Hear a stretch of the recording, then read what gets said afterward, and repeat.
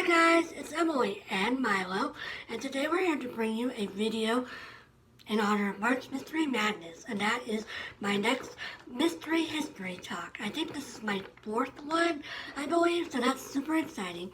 And today I am bringing you the video on a character that most of us know and love, and that is Sherlock Holmes.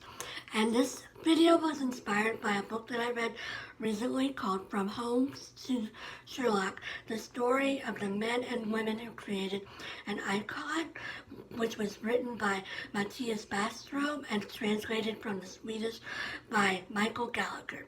And as y'all probably know, Sherlock Holmes had quite a legacy, and this book is detailing all of the different parts of that legacy, starting with how Sherlock Holmes first was sort of created. And Sherlock Holmes was inspired by a professor that Arthur Conan Doyle had in medical school named Dr. Joseph Bell.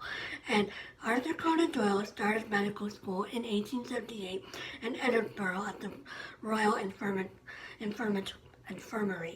And Dr. Joseph Bell was known for, he was a lecturer there, and he was known for emphasizing the powers of observation. And he would bring in people to the class, and he would basically be able, he'd never seen these people before, and he would be able to tell what was wrong with them based on looking at their face, looking at, whatever, like just looking at the surface level stuff, not getting out any tools or anything like that. And so Conan Doyle was super impressed by this, and he adapted this concept to the art of detection with his detective Sherlock Holmes. And for a long time, Joseph Bell didn't really get any credit for being the inspiration. During Arthur Conan Doyle's lifetime, people like to attribute the powers of Sherlock Holmes to him, and he would get letters from fans, and he would asking him to solve problems, and he would get letters addressed to Sherlock Holmes from people who figured he was just Sherlock Holmes and he had just made up this name for him. And so that was, and then after Conan Doyle died, his estate, his sons, sort of perpetuated that myth further to sort of, imply that their father had made Sherlock Holmes after himself. But yes, so Joseph Bell was the first aspect of his legacy, Sherlock Holmes' legacy. And speaking of the Conan Doyle estate, the legacy of Sherlock Holmes is definitely tied up into that estate. The estate was known for being very greedy and very closed, tight-fisted over the use of Sherlock Holmes in entertainment. And so there was a lot of hassle when people were trying to get permission to use Sherlock Holmes. And it wasn't until 2014 when Leslie S. Klinger, who is a writer and a person that has written some pastiches on Sherlock Holmes, sued the estate and basically made this estate admit that their copyright was no longer applicable in certain respects because the copyright had expired for the first 20 stories or whatever. Yet they were still trying to prevent people from using these stories because they were claiming that the character of Sherlock Holmes hadn't fully developed until the very last story, which isn't really the case. So Leslie Klinger was able to fix this up, and now the use of Sherlock Holmes is more freer than it was before.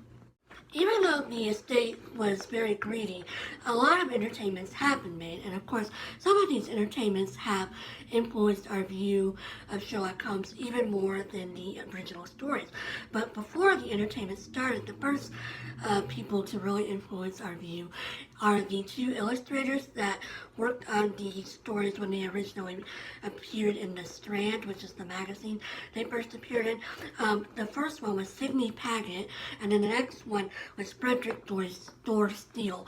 And Sidney Paget in particular was very influential because he was the one that first put the deer stalker on Holmes.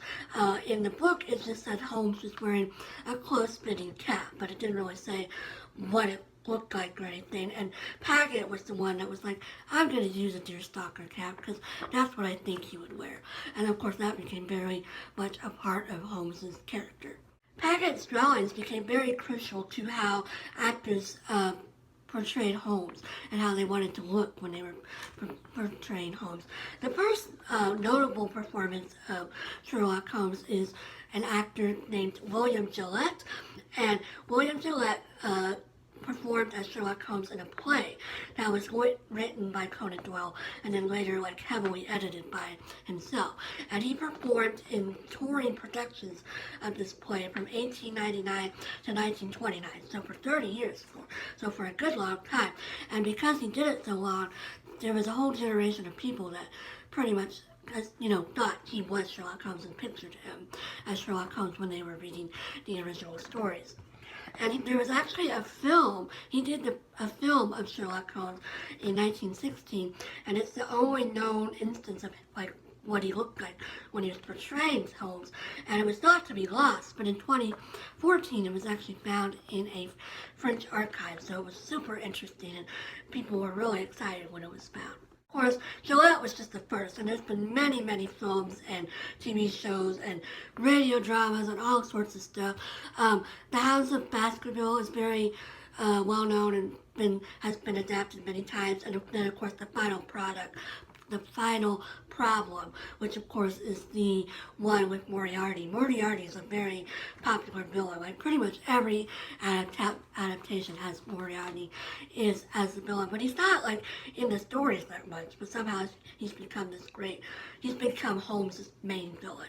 Of course, one of the big reasons that Sherlock Holmes is still so prominent today is because of the passion of the fans.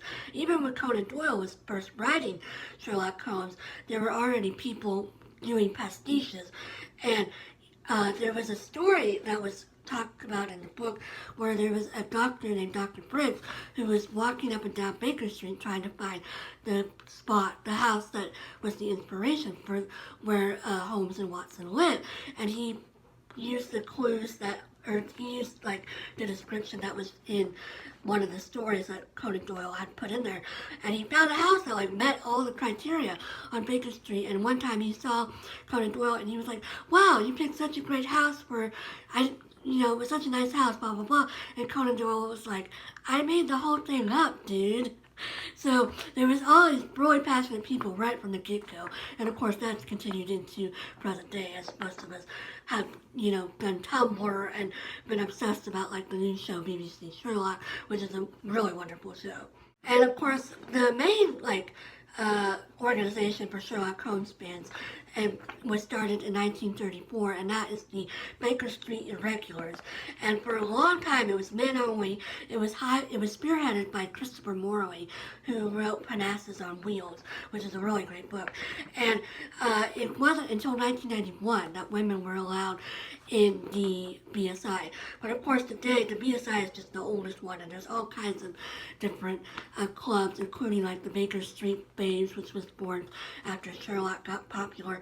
And then there's all kinds of groups, and the fans really love getting together and talking all things Sherlock Holmes. And of course the BSI has the Baker Street Journal, which is published, and they do academic papers and all kinds of stuff. I mentioned Sherlock. Sherlock has led to a great resurgence in fans of Sherlock Holmes, including myself. I loved BBC Sherlock, and then it inspired me to read all of the original stories and novels.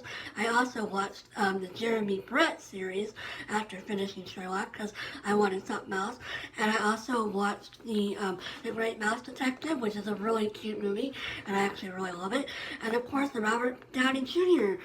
Movies as well. All of these movies I watched because I was inspired by Sherlock Holmes, by BBC Sherlock. So yeah, definitely BBC Sherlock has done a lot for the resurgence of Sherlock Holmes in popular culture.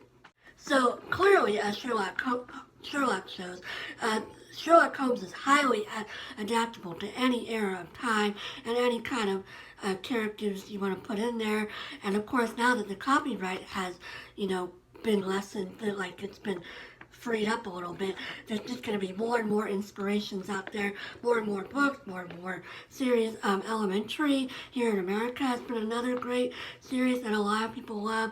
And yeah, I just think Sherlock Holmes is a great like character, and the setting, the Victorian setting, isn't really beloved because people see it as maybe a simpler time when crimes are solved just like sheer logic, and because there's relatively like simple crimes, and nowadays we hear about all these terrible crimes and everything. So yeah, Sherlock Holmes is just a really cool entity. I really love it.